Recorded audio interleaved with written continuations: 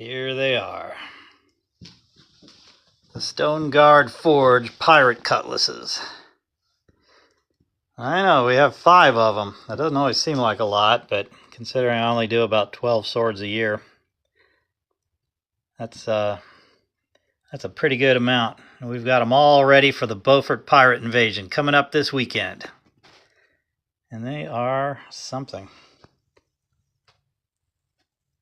Look at that. Now there's 2 different types of tips. I have one here, it kind of has the clip point. Kind of gives it a piratey vibe, I think. That's pretty cool. And then we have, see, 3 of them here have the straight point, like the British boarding cutlass. Basically the same design as the May Company used to make back in the early 1700s. Of course, all the different manufacturers had their own version. That's why you see so many different boarding cutlass variants out there in historical record.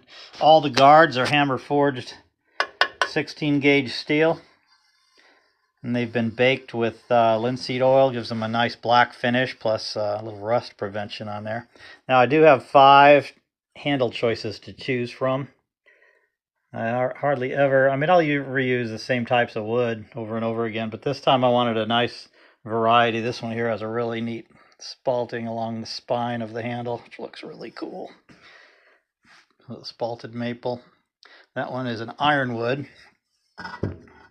Has some really cool lines and patterning to it. This one here is also ironwood, but it's a much lighter color. It's pretty interesting. And the grip on these is phenomenal. Let me pick it up with my right hand. Look at that.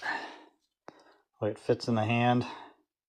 And they have leather on the front and the back of the hand grip, which allows for the absorption of any kind of expansion or contraction due to humidity or moisture or something in the wood. Which is usually like maybe a 32nd of an inch if you ever get that. But the leather is a technique that they used to use in the old days to help with that, so your handle wouldn't get loose. Plus these have been epoxied in as well as tightened all the way through to the pommel piece. So they're not coming loose pretty much for any reason. Might have to throw it in the Grand Canyon or something, maybe then. We'll go over here. I'll show you what we've got for, here's one scabbard. I guess it's technically more of a sheath. Since it's leather, it's not made of wood. It's under construction.